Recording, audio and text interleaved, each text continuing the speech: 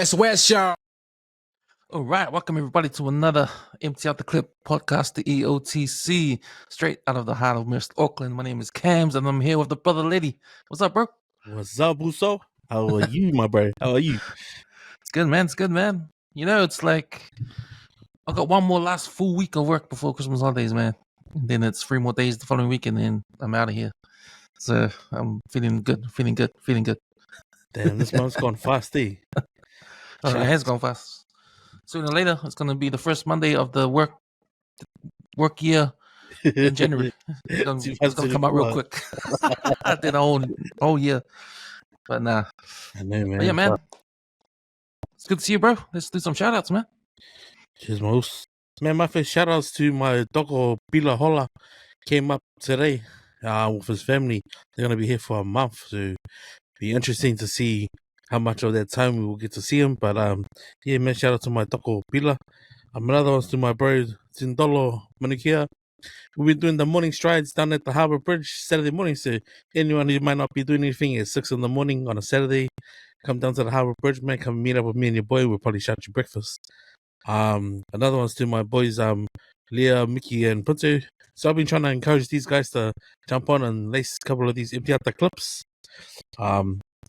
Yeah, just something different and something for us to sort of like just, get over the 3 or 4 weeks, maybe a month, even no messages. So I'd like to get them on this buzz. Another one's to Yash. He's been putting a lot of effort into my daughter Nikita for training, man. And yeah, just real blessed that, the cuz has gone out of his way to sort of accept the challenge of getting her up to full running. And yeah, no, it's evident, man. You can see I took her to a skirmish a week ago and seen her run around. Fucking looks like she's made a full recovery. My last two shout outs to the kids who finished up school this week. Man, enjoy the summer holiday, man, while it's here, eh? Because it doesn't look like we'll be having a lot of sun. But man, these last few days have been really hot. And the last one's to our brother Eric. So shouts to Eric, man. Hope you get well, my bro, and look forward to having you back on the mics. Yeah, it's been a minute, man. It wraps up my shout outs. Sean Lusso, yeah, man. Yeah, I want to make a shout out to the past 3 guests that come on back on 135. Ron Amosa, Philip Tasmania, and also from South Auckland, Cook Leather and A1. They came on. And also to Filippo. I hope he's all right and not in trouble from the missus, because our podcast took 4 hours. Ooh, this is what's funny. So I think Tindo and Lippo obviously go to church together, or they must cross paths. And I don't know what happened, but the conversation came up while we were walking, and he goes, "Oh no, yeah, Phil was safe. He laced up back on the 135. Okay, did he say it? He goes, 4 hours." I was like, damn, he probably would have got in trouble when he got home. Crack up. But what's funny, because he rang, say he was going to be late. Like, he'll come over here about 8:30. Oh, okay. So I knew it was, probably have to keep it short because it's going to be late. Next minute, 1 a.m. finish 1 a.m. I was like, oh shit. But it was like, man, it didn't even feel like it, eh? Yeah. It felt like we can talk forever, It's like, but nah, man. He's covered a lot, Philip was all good. But, I told you, like, if you ever need some evidence, well, it's right there on Spotify, 4 hours. Yeah. Nah, it was a good listen, man. Well done. Yeah, man. Shout out to all those guys, and still got some guests lined up for Back on 105. Trying to push as many as I can before the end of the year, and then we'll just wrap it up. With the last one, I'm not sure what date is going to be yet, but I think you're going to jump on Eagles. Yeah, bro. Yeah, man. The last one of the year. But yeah, man. That, and for everyone out there listening to the Empty Out the Clip, we have a Facebook page. We have a Facebook group page. You can jump on and share your articles or opinions, and we can talk about it on the podcast. It's a group page, so answer the 3 questions, and the security guard will let you in. It's your chance to have your piece. Okay, man. How's your week been? Solid, man. I think from listening to yours and Ron's, I've been productive, man. Yeah, I think last week I just felt lazy. Yeah, I just felt drained, man. I was waking up feeling lava. But yeah, when I saw the list popping up, and I wanted to listen to Ron's one, and then I heard you and Lipo talking, and I was like, man, I need to start listening. I started listening. So yeah, I think listening to yours and Ron's one, shit, I managed to put a new set of rims on my daughter's car. Merry Christmas. Yeah, went out and picked them up from Te Rangi. She needed a new tire, so I thought, man, I'll better off buying a whole set for the price of replacing two.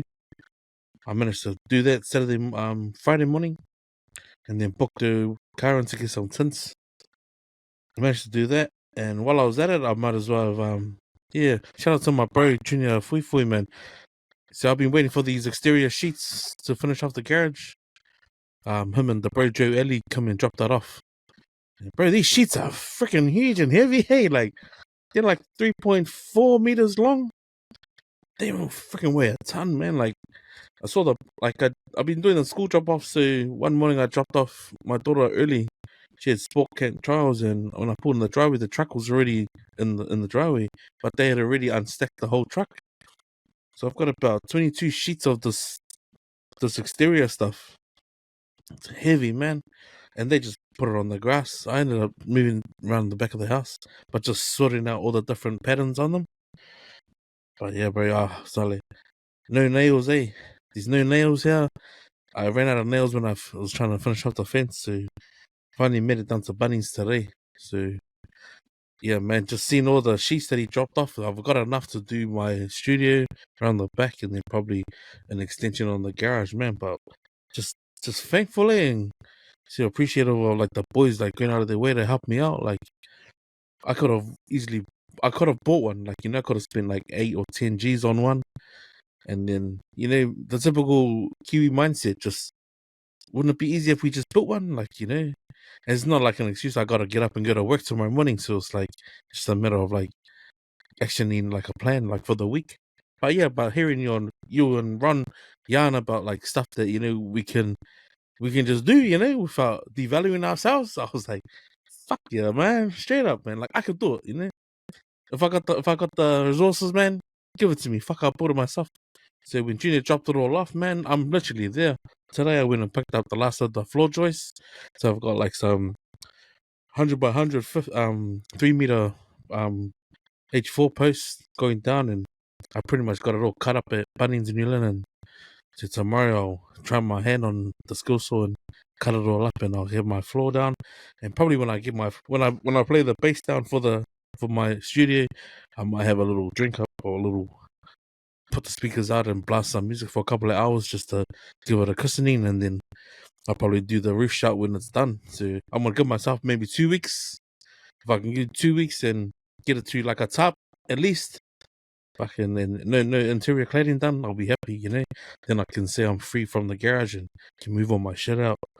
But it's been productive, man. It's been real productive, eh? Like I don't think I've had a productive week, but coming off last week's good week and this week productive, man. Like, sorry, man. I'm just glad that I've done the work that I have done earlier to sort of set me up for it to be a lot easier now. So I shouldn't have an excuse of why I can't do it. If I am, I'm just being lazy. So yeah, I'm just trying to keep that mindset for now. And so and like like I knew before, man. Like even when I was going through the anxiety driving home, I was just listening to the podcast also, and that was what was helping me push through, So just hearing empowering yarns that you've had on the last few days also, it's helping me, get over this little hump, and where I'm like literally running, So I appreciate the work you do and all the guests that come on. It's been really helpful. But you, Mugs, how's your week been? You've been busy, man. I don't know how you do man. it. Be busy. Man, it's like I get energized every time a guest leaves. You Yeah. know, and then I'm like, man, I want some more guests. I want some more. Yeah. Like, man, I don't know. I think you're right, man. It's the empowering part of it. I'm just having a conversation, and just getting heaps of information, or getting to know the person that I haven't met before. Because 95% of everyone that comes through Background 5, I've met them for the first time. Yeah, bro. Strangers, Yeah. And to have like a 2-hour, 3-hour conversation, it's like you can't really call them up on your spare these kind of people on your spare time, and I'll go for shout you a cup of coffee, have a chat. You can't even do that. I didn't even think you could put down a free feed and ask someone to come and kalangoa like that, like the way we talk on our Yeah, mics. man. Yeah, man. So no, it's always been good, man, doing the podcast, and just want to do more. But yeah, man. But yeah, work's been busy. I'm just looking forward to the holidays, getting a rest from work and doing some different kind of work. The work that I love to do. You know what that is. But yeah, I'm looking forward to that. And it's funny because there's two people in my work that retired, then made 65 retirement age. Oh, me. But they're not gonna leave, eh? Yeah. Only because they've said that if they do, they got nothing to do. Yeah. So they're rather come to work, And I thought that was interesting, Yeah. One, because I know they love what they're doing, so they love the work anyway. So it's not like, but it's just the fact that when you reach retirement age and you don't have to work anymore, you just get your pension and just stay home. But for these two people that have retired at my work and still coming in every day, just makes you think, like, if you get to their retirement age, anyone, and think is it like a breath of fresh air? Like, yeah, don't have to work laters, or oh man, what I'm gonna do? I might as well just come to work, because that's all you know. Or you may not need the money, or may need the money, but I don't think with these two that are retired from my work, they don't need the money, but they're just coming in because just to be busy. To be busy. So it's interesting. It's wicked you say that, Oz. There was a guy when I worked at Kerry, he passed away at 61, I think. And he was looking forward to his super 65, right? So if you imagine, like, and you think about your body overall, your whole life, are you supposed to be like that? Like, inga all the hard years and track hard years and then get to your retirement and be vai, like your body, there's no energy there, and die like that and didn't have all this money. Bro, since he died, I thought, fuck, I'll get 20, a kid gets to 20, I'll be 21 years working. And I've left my job. I literally walked out of a good paying job. But I'm actually putting in the effort to try and do stuff around the house. Like, I want to buy a caravan, I want to buy a boat. I want to enjoy it while I can still bend down and touch my toes, bro. Like, I think that's the breath of fresh air that I've gotten from seeing how people have passed away at a young age. So why wait, man? You know what I mean? Why wait? Wait till I'm 55. It's like, fuck, just do it now, man. Get the caravan, buy it. Fuck, you can always sell it on. Buy a boat. Kufangoka, bro. You can always sell it on. Yeah, there might be material things, and I've been on a few family trips. We're planning another family trip, but it's I don't think that's the way we should be living, man. And I think it's a shake-up that us Pacifica people need to have a look at, revisit. Because if that's the destination, what a stink trip. Well, that was a dive for that money. It's bro, spend all that money while you can, man. Shit. Yeah, man. You're right. And just that thing, what you said, is that what we're doing? Trying to make it to 65 so we don't have to work anymore, But then by the 65, your body's tired, you're old, can't do nothing. Man. Yeah, man. But that was the thing I was thinking about at work when these two people made it to their retirement age. I know one of them was not going to leave, going to stay at work. The other one is going to take 3 months off next year and then come back on a part-time sort of thing. So it's it's interesting. And I was thinking, because it's funny because when they announced it, I was like, man, hope I make it 65 too, so I can leave and do the podcast for every day. Nah, man. But yeah, man, that was me during the week. And then the weekend went to a birthday party. Had this will probably be my food review. So I went to a place. It was a restaurant. Called Two Guys in Glen. Oh yeah. It's on the main road on what's that main road that goes through Glen? West Coast Road. It's on West Coast Road. It's like it's a restaurant that's next to actually it's a whole building, but they own a restaurant and then they've got the daycare center next door to it. It's like it's a yellow. It's like a castle. Building looks like a castle. Yeah. But anyway, it was there, and then there was free drinks. It was like a bottomless menu. So it's $55 each person, and you just get unlimited drinks for 2 hours. So it's champagne, prosecco, or mimosa, or export gold beer, or cider. So it's like you just get free refills for 2 hours. So went there and went back to the house, the birthday girl's house, and then had karaoke. Oh wow! And after you've had 2 hours of unlimited drinks, karaoke is ripe for the picking when you're online. You grab the mic and you go hard. Everyone's Bobby Brown in jurisdiction, Yeah, man. So that man had a good time. I can't remember coming home though. I think I blacked out in the car or something like that. But I woke up and I was on the couch sleep. Oh, I was cold. Then that's I'm gonna wait to the bedroom.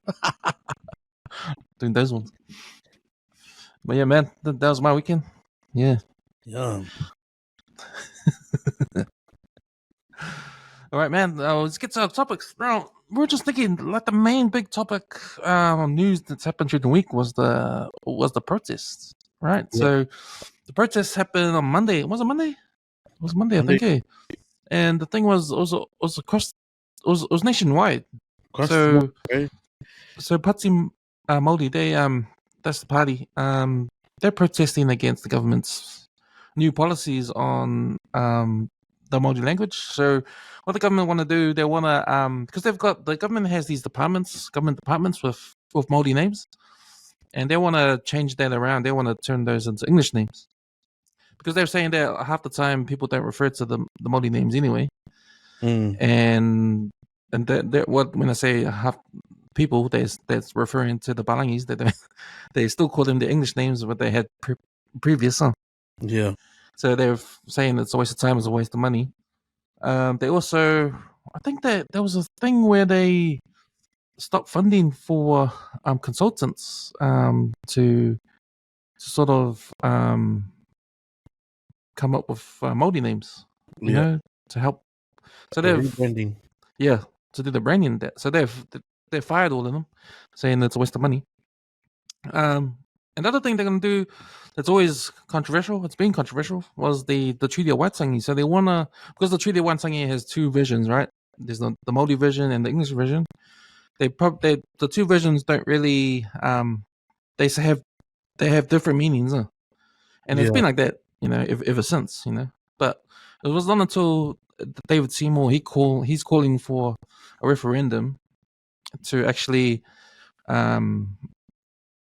look at the treaty again and make it into one version, right? So take away both versions and just come to agreement that we'll just change the treaty to make it have one meaning. Yeah. So there's that. So because of all this, there's been that massive protest on Monday. So you had to jump in your car and cause traffic delays, and that happened all around. Like, I think there's a hikoi to the government and down in Wellington. Yeah, I didn't catch any. I didn't get any.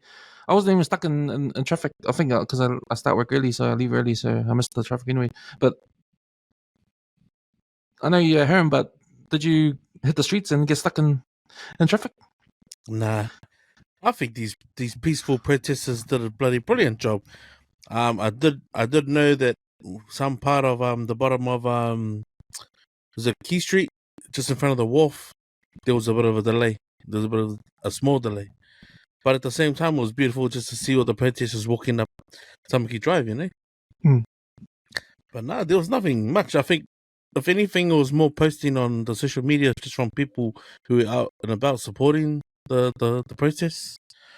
There weren't many, like how the news and the paper would always go after 18 arrests. There was none of that. So this peaceful protest that was happening up and down the country was pretty much exactly what it was, man. And I think it's a great thing, man. Like I know because they had the swearing in of the parties at the chambers, so it's pretty cool how there was a bit of a show when Rowdy had something to say about who he was swearing to. So that was pretty cool, like even like the haka he did, and then some of the party members behind him and how they said that they weren't swearing to King Charles. And so all the drama around the word, the Maori word for Charles, which is pretty hard case, but I think that's brilliant, man. Like, yeah, maybe Simon might have something like I don't know. There might be some valid like point to sort of like maybe sit down with like a lot of the iwi leaders and people across the motu just to sort of see how does the Treaty of Waitangi reflect into the English version, because some of it's not like some of it might be misinterpreted, especially because the language is different in different parts of the country. Be interesting to hear from a person who's been raised with the reo. And I was trying to get some of the bros to come on here and have a spaz about it, but in terms of how they've gone about protesting, like whenever there's a protest, there's a reason behind why we do it. We can't be the happy-go-lucky people and just assume that big corporations give a fuck about us, because they don't. We're just people. So the same with this government, man. Like, at the end of the day, without the people pushing for what they believe should be done with all the money and how stuff should be spent and how we get things done. Yeah, man. Without if it was as easy as what it was, like the way Luxon tried to get it, and like, we all actually, I feel we're lucky to have a coalition government. Because imagine if it was just freaking Christopher Luxon, man. I'd actually scratch my head whether these Samoans that voted for National would agree with some of the shit that they're trying to, erase from the last government. And one of them being the fact that, a lot of these buildings with Maori names and a lot of these ministers and all these healthcare things being rolled out, being removed. So I didn't think that'd go well by a lot of West Aucklanders, especially if they try to move whanau away, If they try to get rid of that, mate, we'll all be paying $50 to go see the doctors. And even people on good pay can't even afford that, So that's stuff like that, man. Yeah, I thought the government's line in doing this, because it's all about saving money, right? So at the end of the day, it's all about the government trying to save money. But the problem is they're trying to save money on the stuff that we care about. Yeah. You know what I mean? I mean, isn't there can't you make a balance on how to save money?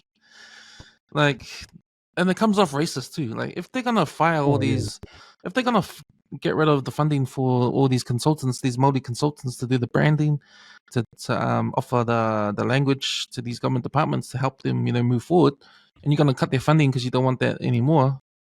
But that looks racist, man. Yeah. I mean, and it's all because we just want to save money, But I don't know, man. It's and the newspaper says anti Maori, and it is. It is when you look at it. Like, you can't tell me that all the cost savings things they're gonna do is all the stuff that's related to Maori in this country, from the language, from the changing of the Maori names, and it's like, really. I mean, how about some other stuff? Like, is there any other cost saving things you're gonna do that's not in the context of the Maori people of this country? And that's why it sparked up all these protests and stuff, because I can understand the people are worried. It's like an attack on their culture, on their language. And the worst thing about it, it's the government that's pushing these things. And with the Treaty of Waitangi thing, coming from a Palangi perspective, I get it. Why do we need two versions of the treaty for? Why can't we just have one? Why can't we all agree to just have one? What's wrong with that? But not like, okay, this is it. We're gonna force it. It's like, have the conversation. we just watched the video of Tongues Pacific before, and they were asked the question, and the Maori woman, she said, "Well, we should have these conversations at home first." Yeah, we should. Like the Palangi should have the conversation as well, But yeah, man, it's a bit it's a bit yeah, it's like, but at the same time, I'm thinking, okay, all these new policies, like why? Like I know the bottom line is to save money, but why? But why push that kind of agenda for what? Like, Yeah, at the expense of what? yeah, the expensive one, Yeah.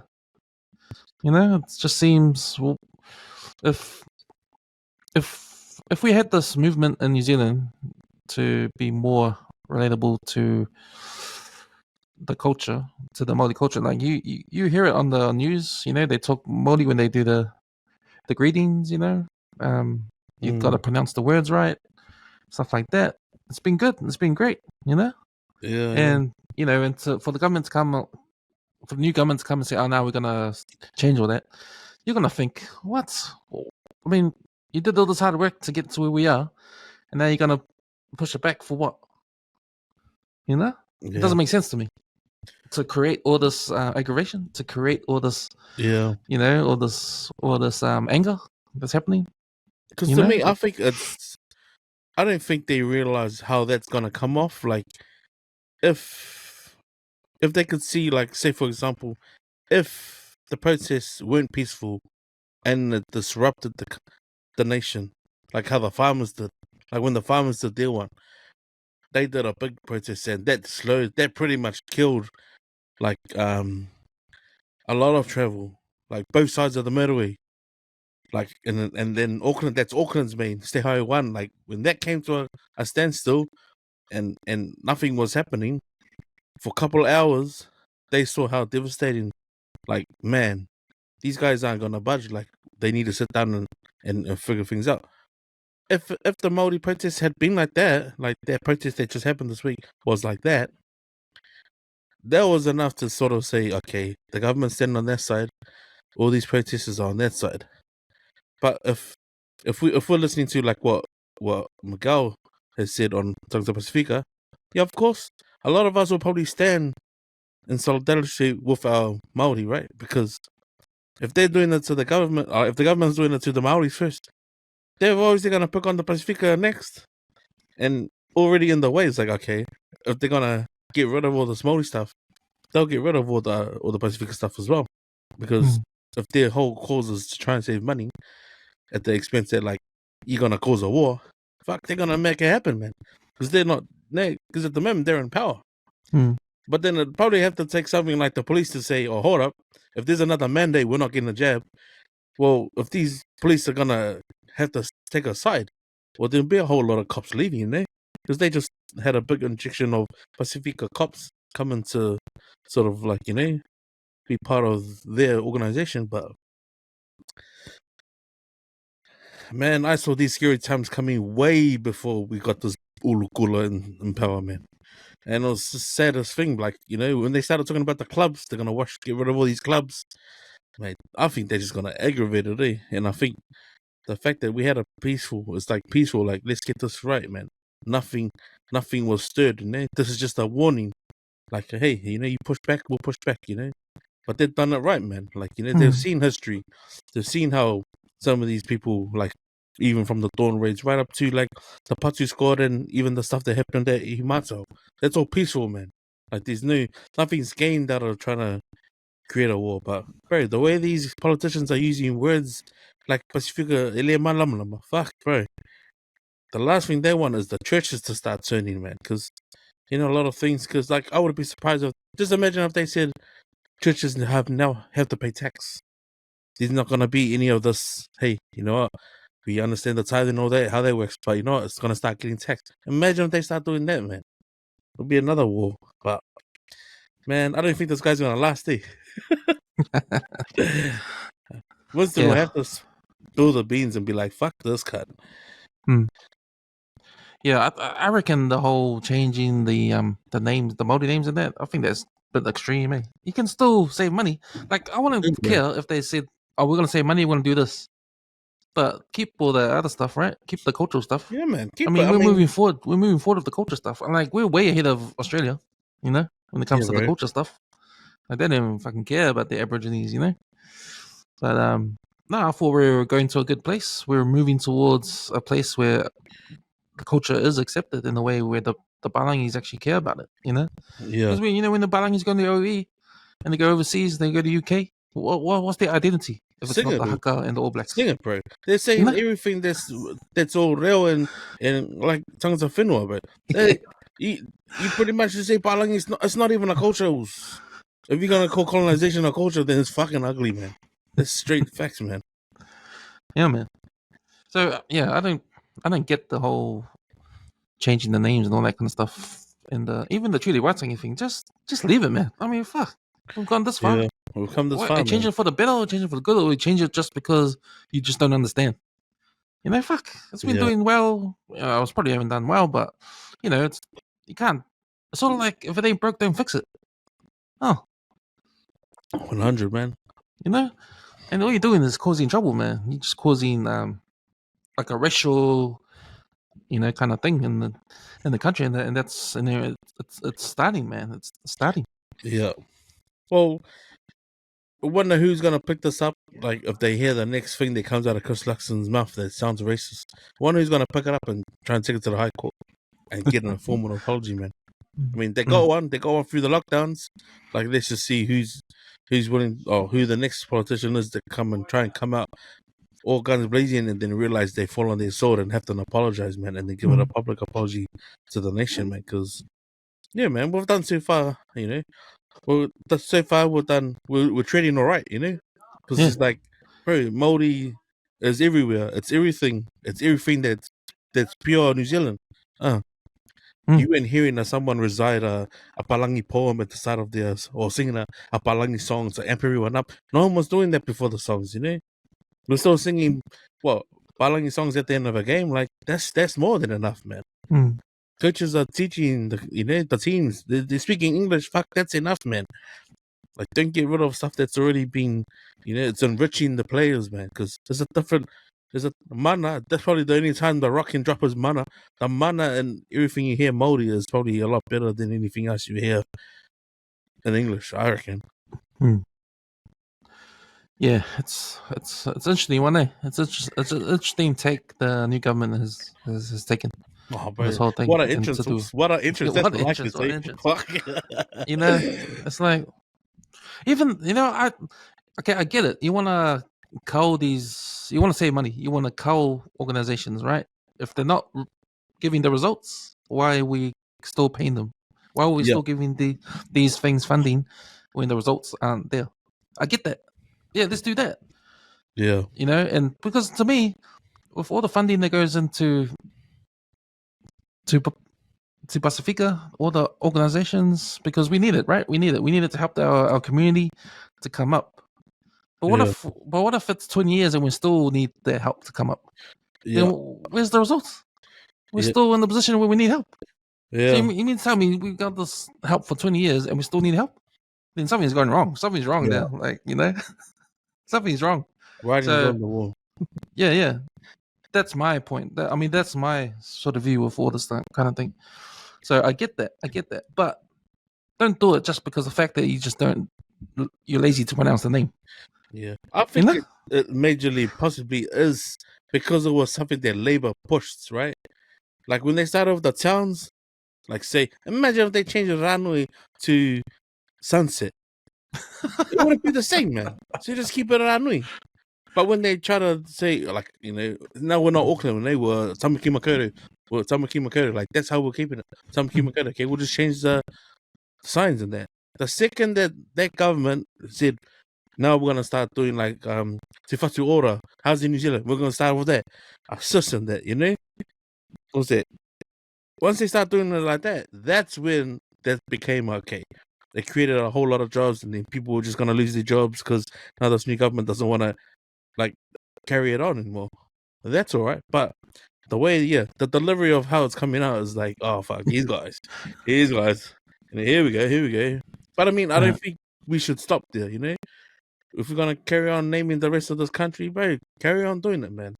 Give it to councils to do. You know, that could be something less on their plate.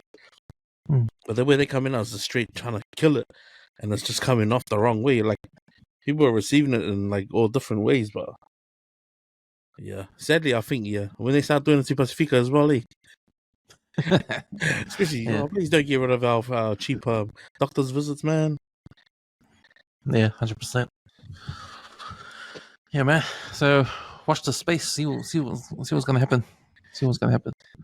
Okay, man. Those are the other news that I saw. That I found interesting during the week. So ASB Bank, they came out with this. Did you hear about this? ASB Bank came out with a report saying that it was about the cost of living and how people can get through the inflation and all that. They estimated that next year until 2024, every single person to maintain their current lifestyle needs to have $70 more in their bank account. Oh, well, to keep the same lifestyle you got. Yeah. And that's like, if you think about it, but so their advice was, okay, you either find $70 extra or you take $70 away from your lifestyle now. So if you rack up a bill with all these streaming services like Sky, Netflix, that's the one. Prime, That's the one. You got all these subscriptions, Did they have any information about, okay, is this according, say, for 2 adults and 2 children, or is it a family of 4, a family of 6? Because I think those figures would be way off. Like if they're just saying the $75, so it must be a small family or just for individual. No, it's individual person. Yeah. Damn. Do you see how a Pacifica family can be affected by that shit right now? Yeah. So you gotta have extra $70. Find a way to get extra $70, or take away $70 from your current the bills you pay out. So I thought, like, because I said before in the podcast, I said, like, I got rid of Sky because there's no more rugby league, there's no more rugby. Yeah. So for next till February when Super Rugby starts, so I get Sky again. But then even that has gone up to $50 a month now. Because we can just always go to the bar. We can always go to the pub, man. Yeah, there's that. But even Sky TV, like, because I subscribe to Sky now, which is the sports, and that's online. So I don't have the code or anything like that. I just have the app, the online app that I watch the sports through. So you get all the sports and get ESPN 1 and 2 at the same time. So that this time last year it was $39.99 a month. Yeah. Earlier this year it gone up to $44.99 a month, and January next year it's gonna go up to $49.99 a month. So fucking hell, man. Crooks and suits, mate. Crooks and suits. So, in order to keep my lifestyle, I need to find extra $70 or take something away. Take $70 a week away. So somewhere. So I'll probably do the calculations. But how about you? Just become a drug dealer, mate. I think even from when you mentioned that you were gonna tighten your budget belt, and you said that you were gonna just try and live like, sort of like how I always have. If I don't have the cash, I don't have it at all. So no, my wife's actually put a lump sum of money in my account, and then I haven't really touched it, man. I've just been, if I don't have a cash, I don't have it at all. But then I'll dip into it. That ASB stat of $75, right? If that's per person, what's that on a family of 4? That's like $300. So what's that on a family of 6? That's devastating. Those figures, man. That's like a whole house payment. That's a whole house payment on top of your normal bills just to survive. That's because of the cost of living's up so much. I think the fact that petrol at the moment and what's happening around the world is slowly coming down, that's probably the only like lifesaver, like the lifeline that people have right now. So you can go to Pack and Save and find one, spend whatever, get a 10-cent discount, and you can get cheap gas, man. Like that's probably the only thing that's probably looks attractive for the festive season. Because bread's still expensive, milk's still expensive, and then they're the stuff that you need in the cupboards, man. Flour's still the same price; it hasn't dropped. Pack and Save said that they were gonna try and match whatever Food Stamps was trying to put their stuff hits ahead, and like they promised us $30 savings, man. Shit's expensive, man. Well, I think for the first time in a long time, the flea market looks like an attractive place to shop, man. And that's with your groceries and stuff, you know. But yeah, I think the only lifeline that's come out of that, and what's happening in the real world right now is that the fact that gas hasn't gone over $3. And yeah, I've saved. So like if we're gonna say if that's what it costs, $75 heading into next year, well then I've saved myself $400 by keeping my bum at home, by not filling up my truck to drive out to Mangry. So, but the fridge is still empty, man. Nah, it's been it was a story that I saw in the paper about the $70 thing, but then like you said, I've been doing that budget where I just divide the leftover money I have after paying all the bills, and then divide it by the days till next payday, and then that's the amount I shouldn't go over. Yeah, every day, and that's so I've been doing that. It's working. It's doing good. Yeah, because it's like, but even your technique of just having cash, because you're actually looking at the amount you got. Yeah. And if you're driving past a shop and you're like, man, I feel like a pie, and you look at your wallet, you see the cash, and you think to yourself, okay, maybe I don't need the pie. Yeah, because if you have a card, it's easy to just swipe and don't see anything. Swipe and you swipe. The most embarrassing thing that I could never get over, and this is why I refuse to swipe, is fucking declining, man. Like, how many times you try and shout and then decline.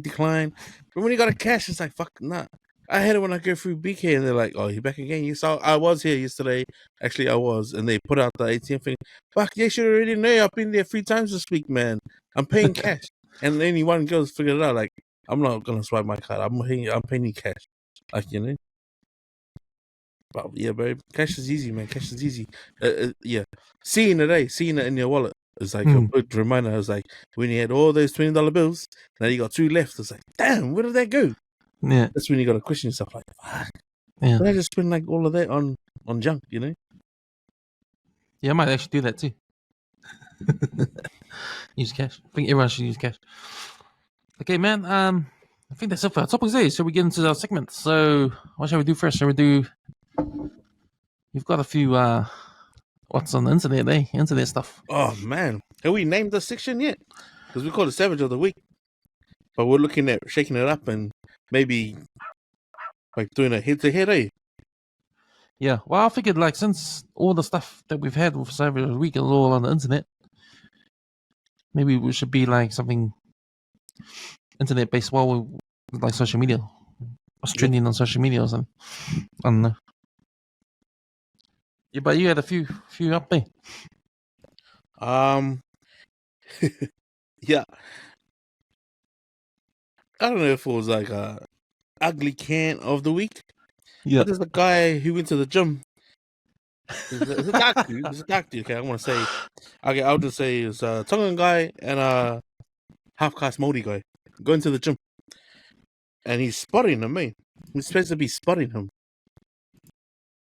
So the Tongan guy on the bench press managed to get it off the hook, but I don't know what the spotter's up to. Like, someone commented below in the comments saying, "That's a Zoom spotter." Like, that's a Zoom spotter. Shouldn't he? Like, how you're watching it from home. Like, help him. Like, he's stuck. Bro, that's gotta be like ugly can of the week, bro. Like, what if that had dropped higher? Like, what if it had rolled towards his neck? The guy's just standing there looking at him. Yeah, I don't know about that one, eh? So that's that guy will get up and knock him out. Yeah, spot this.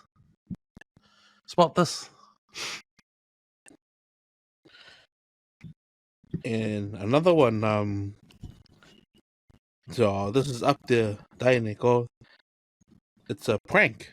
It's a prank of a young guy inside what might be So like a JB Hi-Fi. So Yeah. when you get stuff from JB Hi-Fi and they've locked it in the cabinet, you need the people inside the JB Hi-Fi to unlock the cabinet for you to grab the goods out, like might be AirPods. So this guy gave he's obviously got it from the shop seller and opened up the cabinet, and then he's trying to gift it to a lady. This is why they're still inside the store. So he's walked over to her and said, pick a number between 1 and 6, and she's given the number, and then he hands her the gift as if she's won it. Like, there you are. And she goes, oh my gosh, she's so thankful. Like, the gratitude this lady's showing this young buck is like galofai. But then he's playing the music, like that. Every time you see someone give away $100, and like, oh, why me? He's playing that music. This is what irritates the scene, man. And galofai, she walks out the door, man, thinking, oh, I just want AirPods. Then the bloody alarm goes off. She hasn't paid for it. The kid never paid for it. She was literally leaving. But that's ugly, eh? Like, bro, who does that shit? Especially for an old lady. Hey. An old lady, man. Mm. Like, I didn't think it was funny, but I was for, what a bastard, eh? Like, imagine if that happened to one of your aunties or something like that, Mm. You think, like, if you push that up and people see it, you get different reactions there. You get anger, you get people that find it funny. But then, maybe someone reported them, me. Maybe got in trouble anyway. Bro, that's ugly, bro. And then I think there was one more, eh? Oh, then Atai, he sent us one now. Oh man. Essential sick can of the week. So, and he started the Malo just wanted to do the 2-step with her. And then I don't know, bro. Some people when they post stuff on TikTok, explain this. Oh no. She's literally. Is that the Fafafinge or? It has to be, bro. Did you see the way he picked her up? Oh yeah. He picked her. Oh what my the hell? God. That's what you call. We can do it sideways. We can do it upside down. You can do it backwards. Is that guy wasted? He's wasted, eh? Looks like he's having fun though. Bro, but it's the dragging closer into the deeper of the dance floor that was. Oh God. That's. Oh man. Shit. Well, she looks like she's taller than Ty. What? Oh my gosh. Gosh, those. Man, I don't know what they're doing up in Melbourne's, man, but shucks. No good. Oh, wait.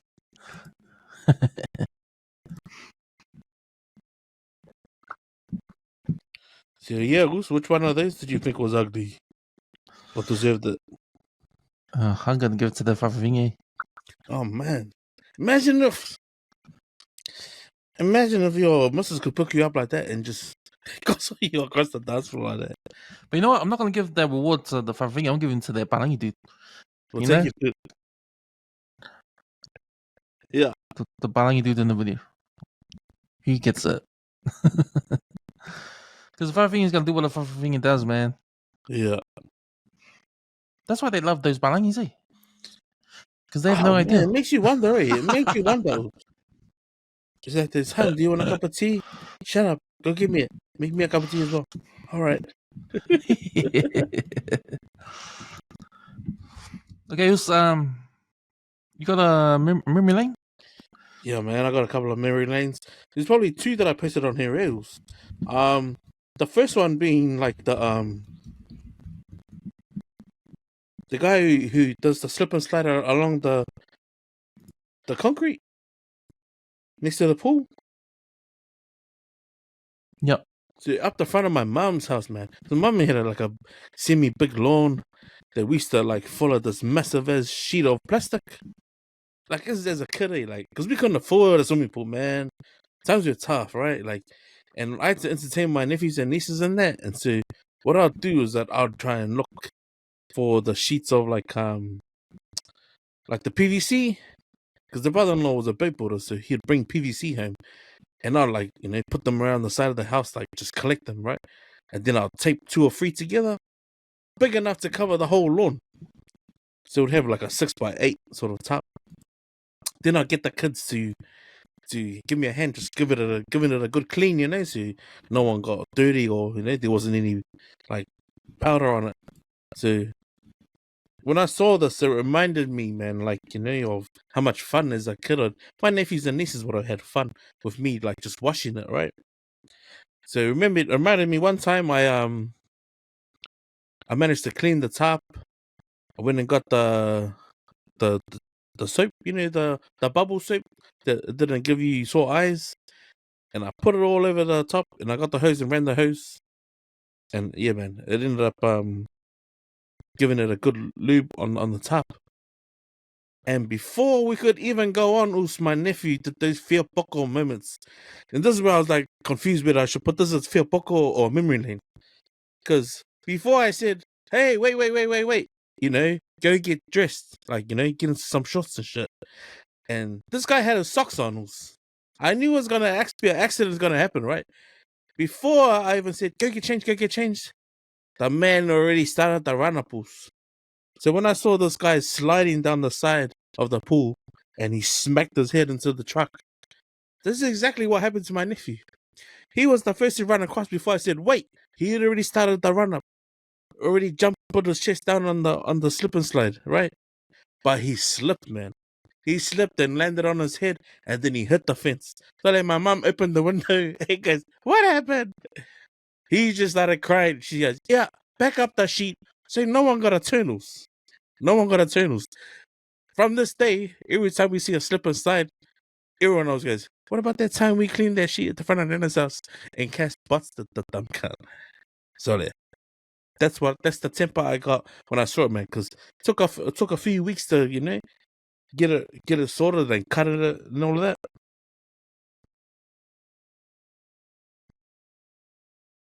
But one of the other memory lanes that I wanted to share is, man, because they gave me a headache when I saw the guy hit the truck, and it just reminded me, man, my nephew, he probably remember that forever, because, man, we spent a couple of hours in the sun trying to clean it, and then he busted like that. But I think because it was a hot summer back then, and I seen a picture of a tape deck, like a Walkman, right? So the Walkmans back in the days. But did you ever have a Walkman that had like an equalizer on the frontals? Did you ever own one? Yeah, the flash ones. The flash ones, yeah.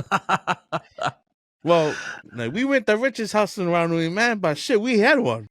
I think my sister borrowed it from someone and probably didn't return it. But yeah, man, the clear tape deck, like the cassette with the clear, you could see through it.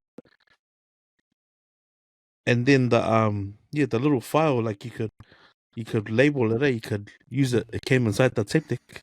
Did you ever use the clip on the Walkman that clips to your belt or clips to the inside of your shorts? Nah, that is probably why I think my sister either raxed it because it didn't have a clip. It was missing. I remember those Walkmans, eh? They were good, eh? Like when I think about it, like I put down on the memory lanes, like, okay, I used to listen to tape decks right up until 1999. Because you know how you got cousins that do like remixes and you have a mixtape. So I stopped listening, like going to parties with CDs probably in the 2000s, like 2001, 2000. Like that's when the tape deck was sort of like phased out. Like you go into someone's car, they didn't have a tape deck anymore. They got into CD players.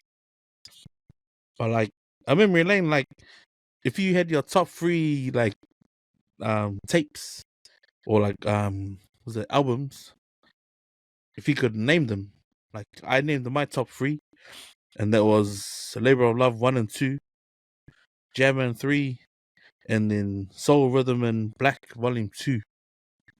But man, if I was to put all their songs together and play that the way I used to listen to it at home on my dub tape, man, I could get the party rocking, man. I could get the party rocking easy, man. And like even if I was to DJ a set and use the tape deck, people would love it, eh? Like the songs that were on there, Rhythm and Black, Like I'm talking about like the Manhattan Shining Star, you know, even like Kiss and Say Goodbye, and you know, it even had Treated Like a Lady on it. Like you play those songs, but they're still classic, eh?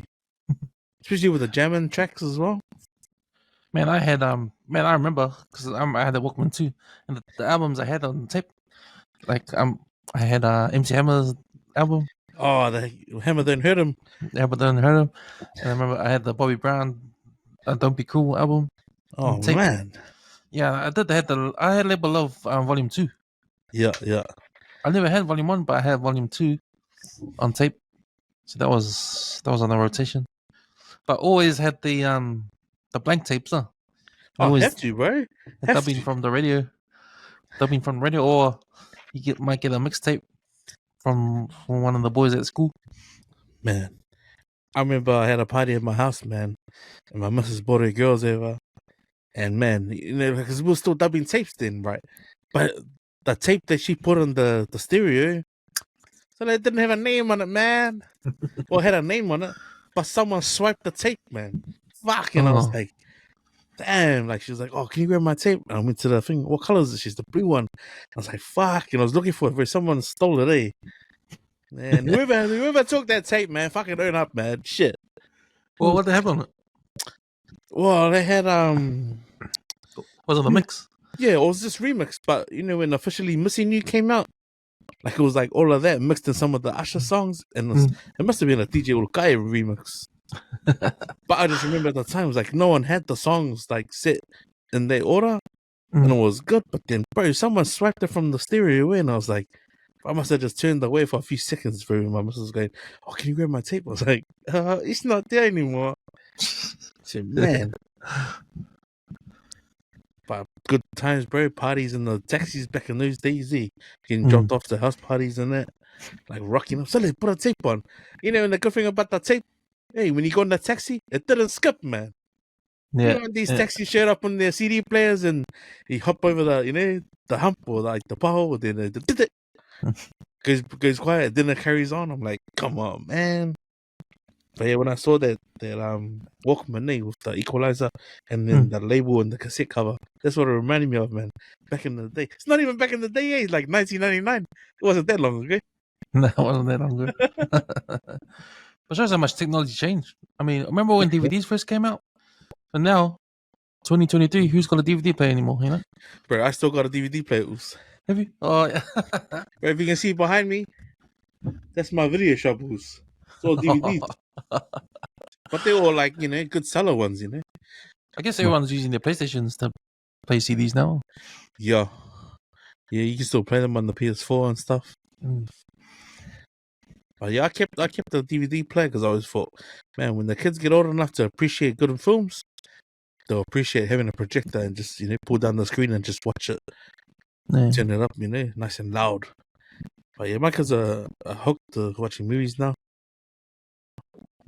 I had a video library too, and I think it's all gone. Fuck. Yeah. All my favorite movies, all gone. Oh yeah. I don't think I got White Man Can't Jump here, but I did have it. That was probably the only DVD I ever wanted.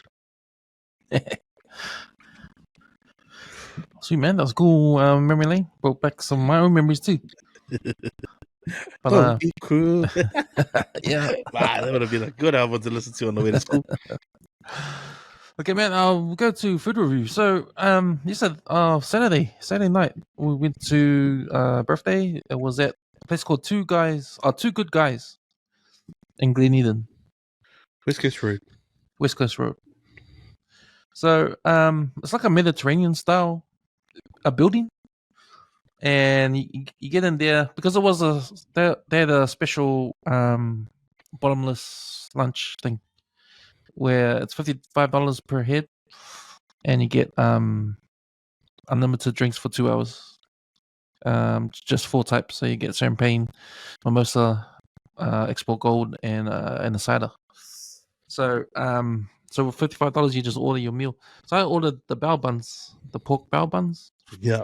Which come in, and I think the bun itself, it's colored black. Oh, I think it's food coloring to make it black, and then there's a pork belly in the middle there.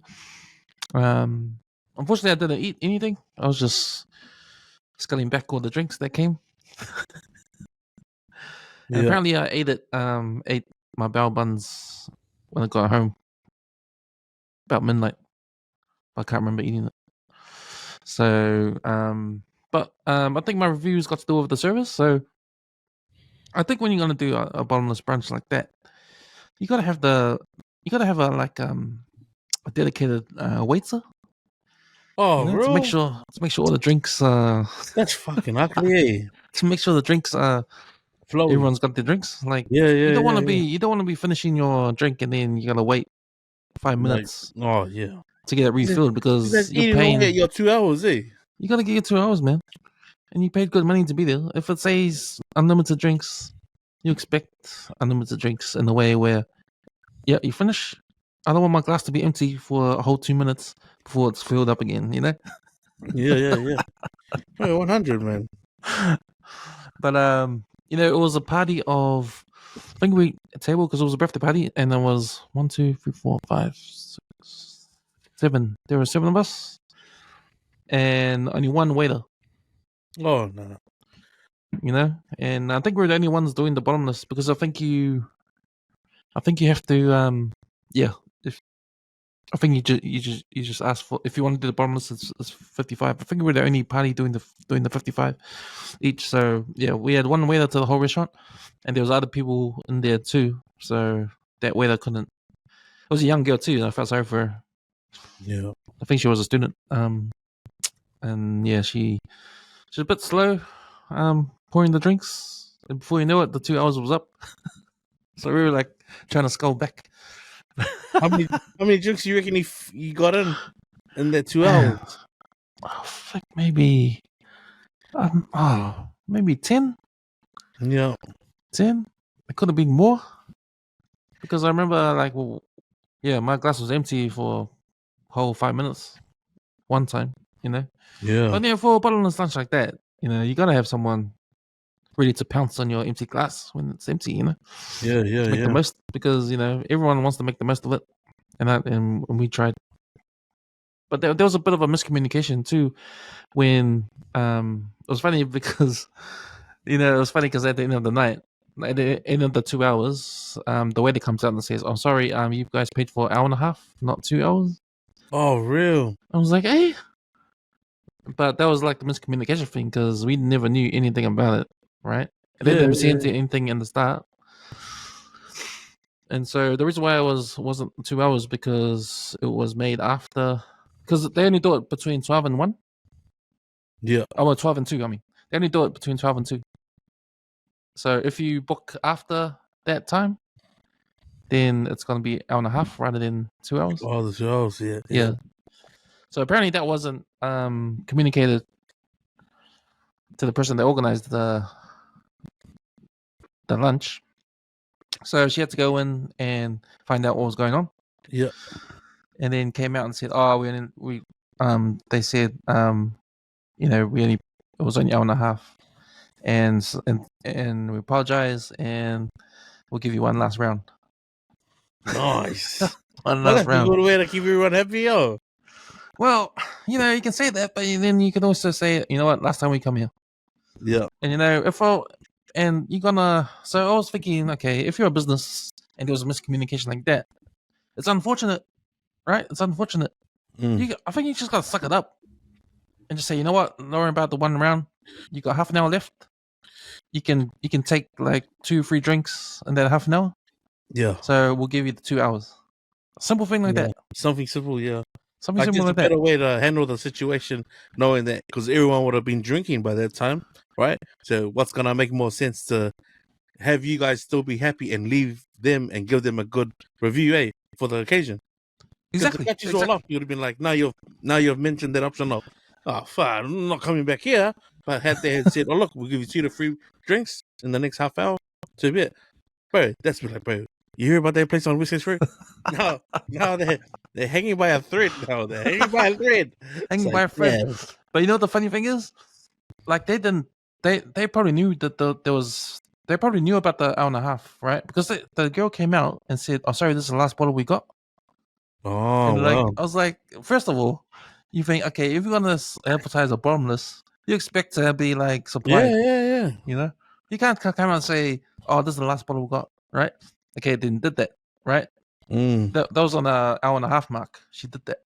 So okay, Yeah. we won't have that bottle. We'll have the other bottle, the other thing, because you allowed it was 2 bottles of champagne or mimosa. So we say, oh yeah, we'll just have the mimosa. Then if you run out of that, that was because, and then she comes back and say, oh, it's only you only guys pay for an hour and a half.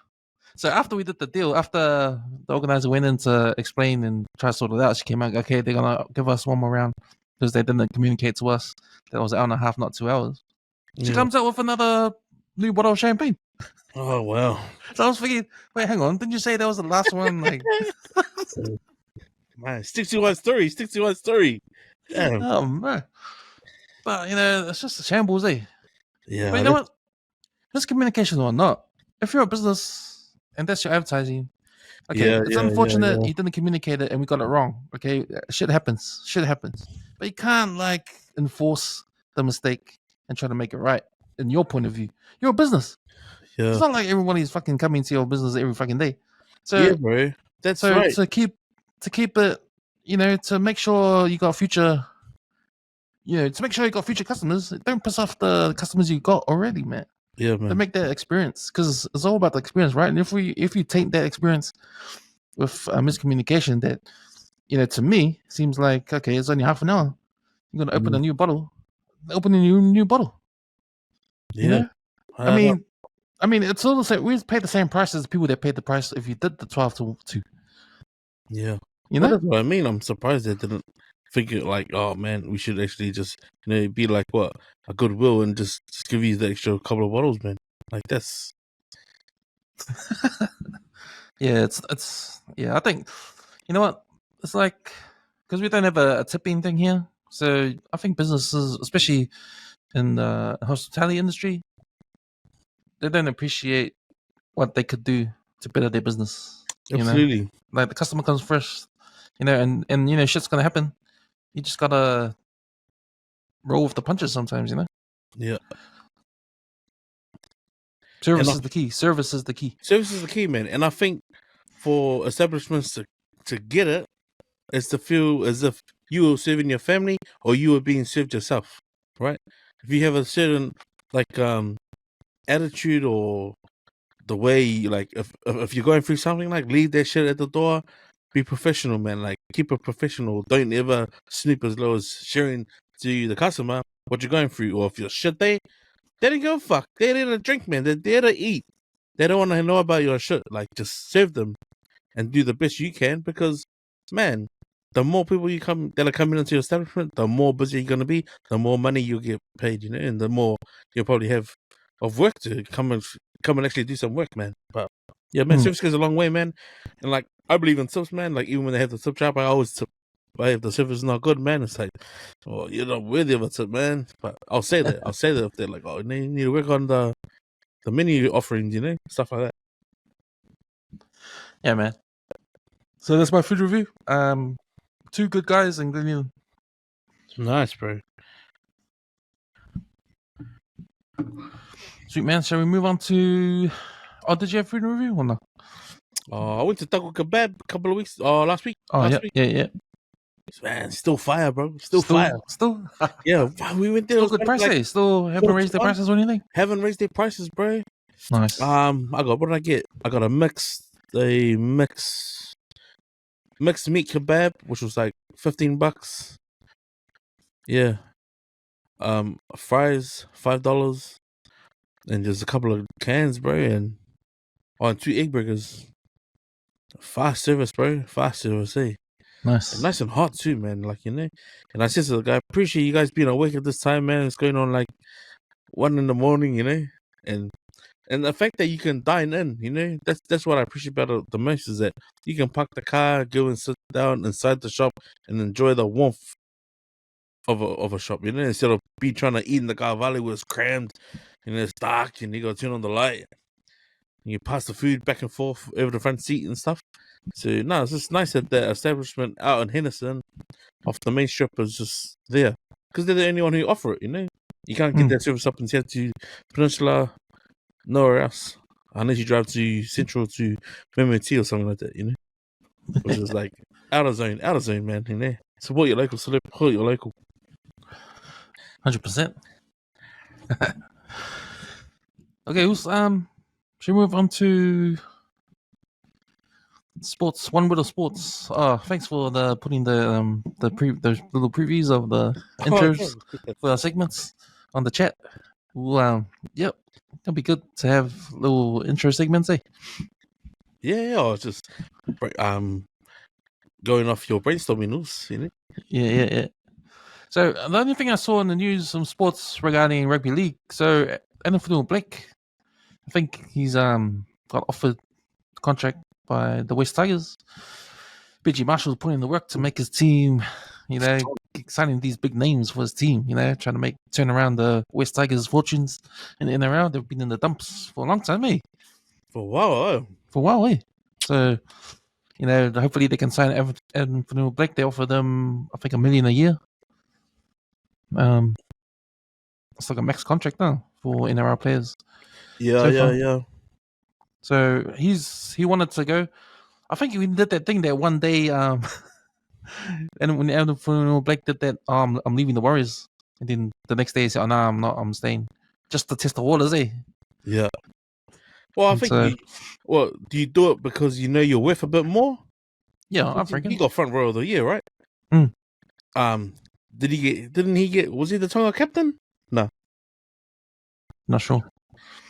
But I mean, he got offered that, and going off the form of the MMT day, he's pretty much the guy who's still standing, man.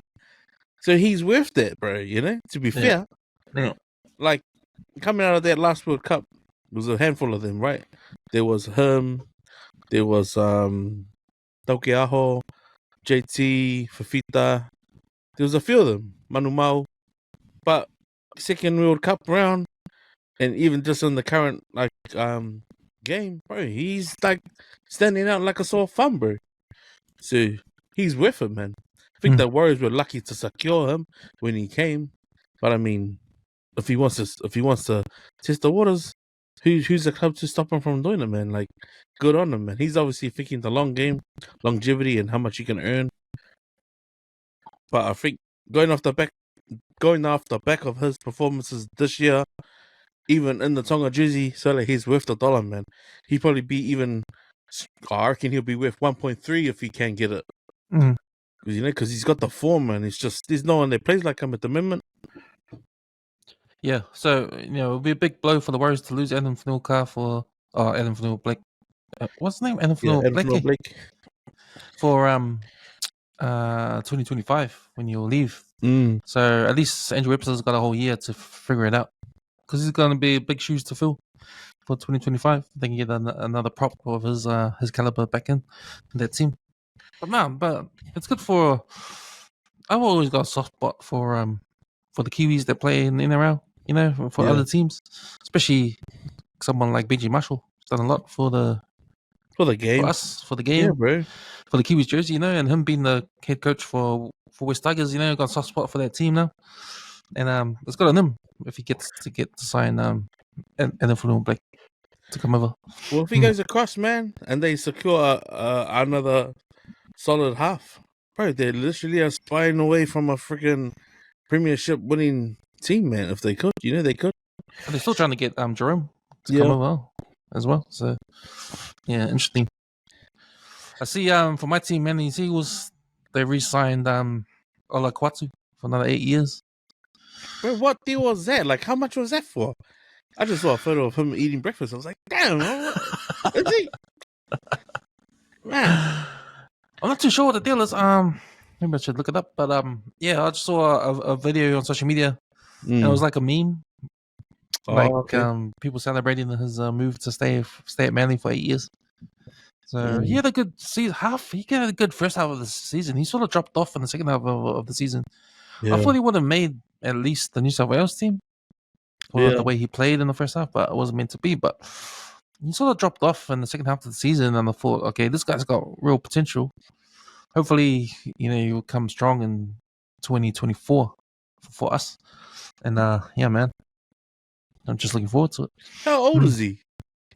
He's young, eh? I should look it up. Is he like 19 or something, or 18? Bro. His starting after 10, or his first 10 rounds, in the games he did get on. Sorry, He's bro. 25. He's Some of 25 those years tries, old. bro. Some of those tries were like surely like they weren't meant to be tries, then they turned into tries. But yeah, it was just crazy. But yeah, his back end probably wasn't as good as his first 10 rounds. Yeah, he's 25 years old. But what do you reckon? Do they move him out of second row, make him a front row, or do they put him at the back, or turn him into a last man down? Turn him into a Paul Gallen. Yeah, I think he should be. Yeah, I think he'll be a prop man. Eh? Because that's what they've done with those front rows that they have, eh? Like with him and Josh and that. Well, Josh should still go back to second row with his failed attempt to be 6 last year. Oh, I can't find how much he's got.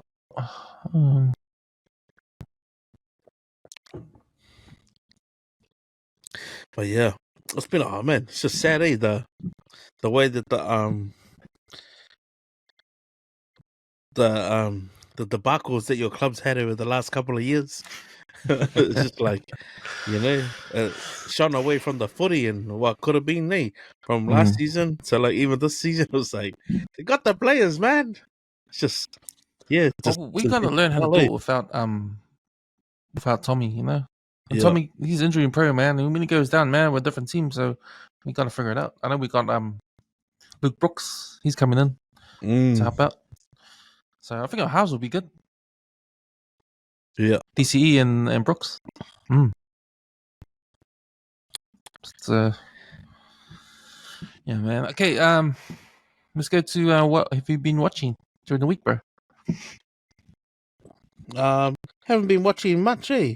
Just still watching my also over and my also chef on Cooking with Rona.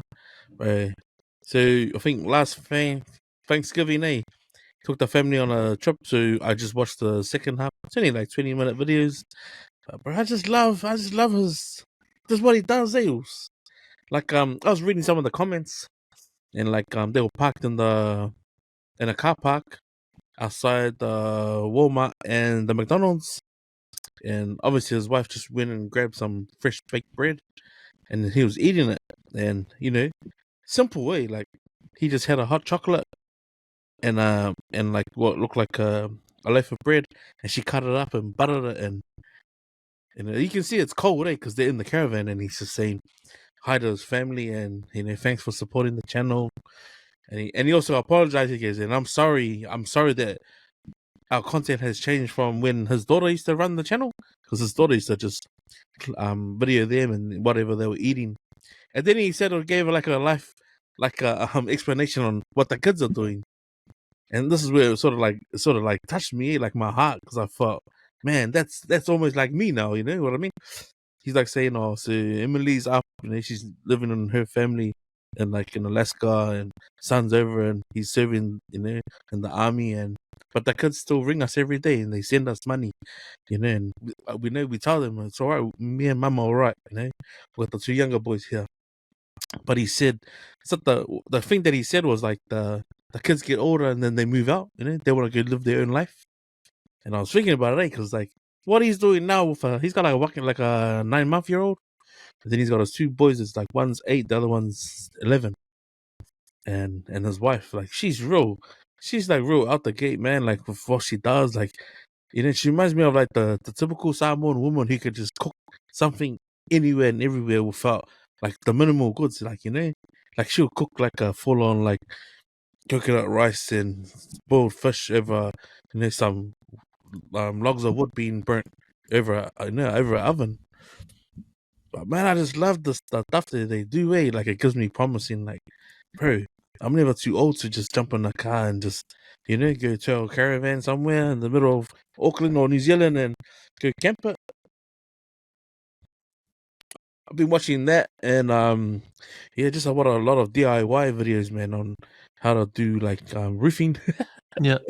So I've been thinking about it, like how to put your roof and what angles and where I should let the fall and stuff like that. Yeah, and just listening to mostly pods, bro. Like, yeah, just trying to catch up on some of the back of the 135 stuff. Oh yeah. What about you? Also? You been sticking to your movie a day? How's that coming? Struggling, man. Struggling to watch. Are you either tired or Yeah, it's pretty hard unless you got make time for it. I did rewatch The Laundromat, which is on. It's a film on Netflix. Have you seen it? It stars Meryl Streep and Antonio Banderas. Um, it's a true story. It's about the Panama Papers. So if you I don't know if you know about there's a big controversial thing about big business. So the story's about it's about the system, Okay. and the victims of the system. Like, so you've got these big companies, right? That they make a lot of money, but they hide all their assets into other companies. So it's like the old thing when big company buys all these other little small companies and you make them into shell companies, but they don't Oh, really have anything in it. yeah, It's not a real company. It's not a physical place, but it's just down on paper. yeah. So it's all about them hiding their money in all these different um, companies all over the world. But these companies are in places in the world where there's no tax. Wow, wow. So Yeah, yeah, they just play the system and all that. And who gets and the victims are the everyday people. So the beginning of the story, you see this old couple. They go on a boat trip on a lake, right? It's like a tour boat in one of the lakes in America. But there's an accident and the boat sinks and kills I think 12 people or something. yeah, And Meryl Streep, she plays one of the victims' wives, so she becomes a widow. Her husband dies in the accident, and so what happens is that the owners of that company, the owners that own their boat, they they got in, they have insurance, right? yeah. But the insurance is to a company that doesn't exist, or is a company that doesn't have anything. Oh, it's one of the Like shell companies. it got changed hands over time. Okay. So the thing was that when they started their boat business, the owner had to get insurance for the boat. So he went to got insurance. He looked at what was out there. So he didn't go to the big insurance companies. He went to like a cheap one. He wanted to save money, so he saw this insurance company, and he bought insurance of them. But the insurance company changed names. They changed hands. So it's a different company that owns the insurance. Yeah, But the problem was that because they changed hands, that company's not liable to give you any money or anything. So they sort yeah, of got screwed, sort of thing. And then that company, when they investigate, it's a dead end because the owner of that company gets erased or something like that. yeah. There's Yeah, no tangible sort of liabilities to those existing companies, eh? yeah, That's ugly, yeah. bro. It's ugly, man. And so this movie is about that. It's about the how it works, how the system works, and how these big companies get away with shit, Yeah, and how the people that are affected, like the everyday people that get affected, that they just get screwed. yeah. But They don't everyone gets know. screwed along the way, along the pathway. If Yeah, you head yeah, up to yeah. the main guys at the top, the main guys at the top are insulated. They don't get any Yeah, because nothing. all they do is just sign a paper that says, "Oh no, it's got nothing to do with me. Yeah. It's not my company." You know? It's almost like insurance brokers and people who help you invest your money, eh? Yeah, Like they can advise you, right? And if you try and take them to court, they're like, "Well, actually, I was acting on their best interest and told them," but nothing falls on them. Like they're not liable for anything, eh? yeah, It's like those. yeah, And when you say, "Oh fuck, I just invested like $10,000," and you said, but he said, "Well, this is the return over like a year, 2 years, 3 years. You want to play the fast game? Like that's the risk, you know? mm. They're crazy like that, man." But they made a So film about it. then it looks at what happens at the top. So the actual owners are these two rich dudes, right? They're like billionaires. Well, what they do the names of these other companies, these small companies that they own, the directors of these companies are just their workers in the office. It's just their name on there, Yeah, and those people they don't understand. yeah. And do they know though? They probably No, don't they even just know. don't understand. Yeah, Yeah. So that's it's like crazy. dodgy ass, man. But then it's like, but they're telling you they do this because it's legal.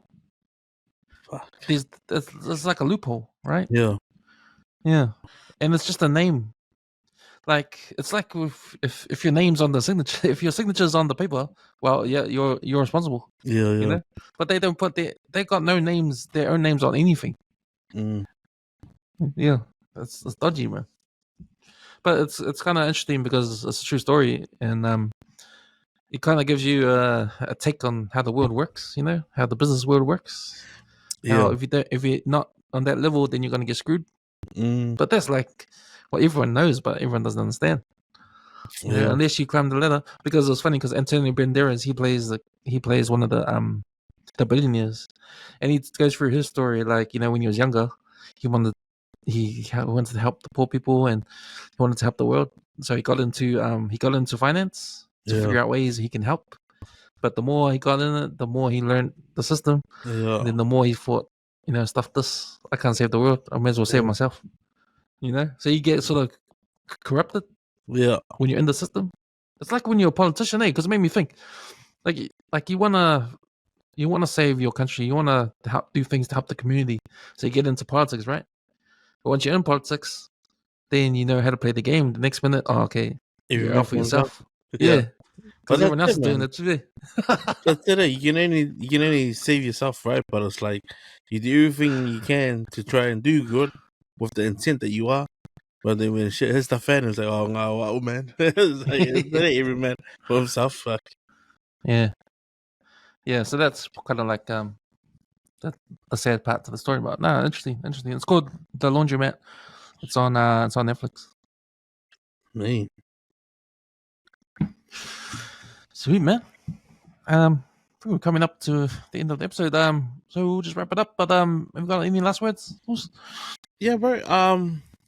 First I just wanted to make a late shout out to my siblings. We did mum's unveiling on Tuesday. And I just wanted to acknowledge a special bro of mine, Ken Petia.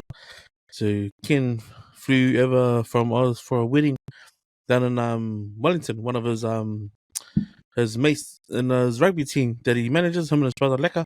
They came over. It was good to catch up with them over at their place in Ranui. But yeah, special acknowledgement to my bro.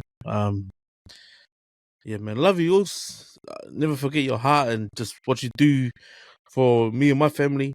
And I appreciate you just making the time, like in your busy schedule, just to catch up with us. But yeah, just as a little final words of like people who want to make changes. So as I do, man, I found a quote, and the quote says, "If you're serious about growth, be serious about accountability, and if you're serious about abundance, be serious about gratitude, and if you're serious about intimacy, be serious about vulnerability." And if you're serious about discipline, be serious about the delay in gratification. Yeah, man. Like I said, bro, I've been listening to you and the work you're putting in those, and just you trying to, I don't know, what feels like the pressure that you need when you're podcasting, and how we make it better, how we elevate, how we can be a baseline, but then we want to grow a bit more. So, I think it's been a pleasure, bro. I can enjoy every minute that I get to lay something with you. I'm grateful for the platform. Like I don't think I would be in a good headspace if I hadn't walked out of my job. But in order to have walked out of my job, I had to have gone through all that suffering that I was going through. And I know that the one thing that got me through a lot of those days when I was stuck in traffic was the podcast. So I'm grateful for what podcasting and what the WesWes network has done overall. So yeah, man, much love to you, everyone. I know the Christmas season's coming up. Stay busy, stay out of trouble, but yeah, you know what it is. Shout outs. Yeah, man. My last words, man. Just all the stuff about money and the ASP thing talk about, and just the way I'm doing the budget, and just the way inflation is, and cost of living is going up. Just made me think, hey, like I think 2024 is gonna be a hard year, man. I think everybody's trying to figure it out still, and the COVID lockdown's finished, and I know the world's hurting for the with the cost of living in that, it's not just us, but everyone's in the same boat, and yeah, I think 2024 is going to be a hard year when it comes to that, but it's not going to be all doom and gloom, man. It's just got to rearrange your priorities in life, I think, and mine and stuff, and just know that it's only money, man, and it doesn't replace happiness and all that kind of stuff, really. It's just life is what you make it, man, and you got to think about what's important to everybody. Like, it's of course it's going to be your own self and the health. It's going to be your family, and it's going to be eating every day and having the roof over your head. So it's got nothing to do with having Netflix or having the richest car or fucking, like wearing the biggest labels when you go out, it's not about all that stuff, man. And that's stuff we see on social media. The inequality that you see on social media that makes people want to buy shit. That's not important, But I think it just helps you learn when you think of these things, like knowing that if SB says everyone needs to have $70 in your account extra to maintain your lifestyle, well, you either do or you don't, But what is lifestyle? What is lifestyle? What is lifestyle you're talking about when it's not being with having a family that love you, having kids that love you, eating every day, and just being with other people? I mean, that's on the top of the list, right? It's not about any other stuff. So how much is that? How much does that cost? Doesn't have to cost much, man. Yeah, man. Why we complaining about fucking the cost of fucking skies going up? Well, go to a bar, like you said. Yeah, where the cost of beer's gone up. But nah, man. But nah, that was just my thoughts, man. My last words. But yeah, man, we'll keep it together and just do what we gotta do. Alright, man. That's us. That's us, man. Let's get the fuck out of here. Sweet. Nice,